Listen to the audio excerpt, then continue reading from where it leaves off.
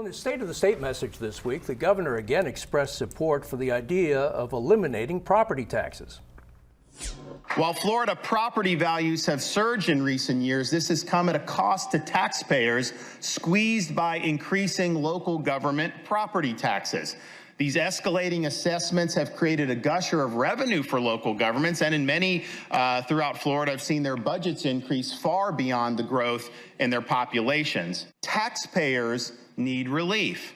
You buy a home, you pay off the mortgage, and yet you still have to write a check to the government every year just for the privilege of living on your own private property. Is the property yours, or are you just renting it from the government? Steve, you were there when the governor made this statement and some of the media availabilities afterwards. Tell us, how serious is the governor about doing this, and how quickly do you think something will happen?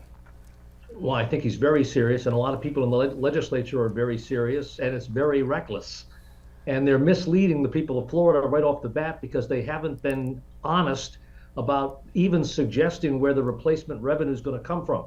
If you abolish property taxes, you basically eviscerate cities, counties, and school districts mainly, though it has many more tentacles out there all over the place, hospitals, drainage districts, you name it. I think it's a debate worth having, but we're talking about getting rid of 40 billion with a B in revenue. So it would have to be phased out over a multitude of years. I don't think they have any idea how much pushback they're going to face from local governments.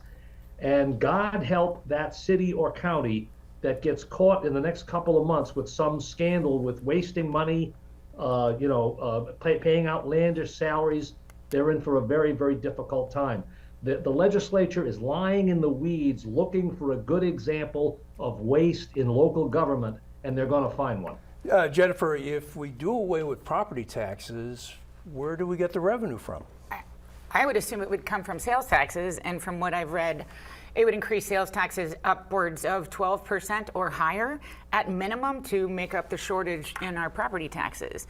So yes, to his point, schools, police, fire, everything, it's just going to decimate our localities, our municipalities. So does there need to be a solution? Yes, maybe it lies in regulating our insurance companies. You know, the Florida Constitution requires that the state provide a high-quality public education system. To fund that, the state gets the money, some money from the lottery, but it also has counties imposing property taxes, 2 property taxes, one for their own county and one help fund education across the state. So if those property taxes go away, where is the state going to find the money to fund its constitutional obligation to provide a high-quality public education system? Rosemary, I can't believe you know nothing about how government works. After all these years, your ignorance is in full bloom here. Here's what you do. You get the governor, and he sprinkles fairy dust over everything. And that's where the money comes from. Yeah. I did a little back of the napkin calculations here before I came. The city of Tampa's annual budget is about $2 billion. Yeah. The Hillsborough County budget is around $9 billion, give or take. And the school board is about $4 billion. Hillsborough County has one of the top 15, top 10 largest school districts in the United States. So I don't know where you would replace the money from. This is another example of the 8 weeks of stupid we have every year coming out of the legislature, and DeSantis is completely clueless if he thinks you can eliminate a major funding source. Go on the internet, pull up the budget for the city of Tampa or Hillsborough County. Look at the line items. Yeah. You can see where every dime of it's being spent. So we're talking about garbage collection, police, fire, we're talking about schools, streets and sanitation, schools, cops, sheriff's department. It's part of his attack on cities and counties, on local governments, and trying to keep all power in Tallahassee. So Barry, what do you say to those folks that say, well, the tourists that come to town, they'll pay the 12% tax on restaurants and everything they buy? They do, but you got to look at the total. About 20%, from what I can tell from economists, comes from tourists. That means 80% comes from the 5 of us around the table.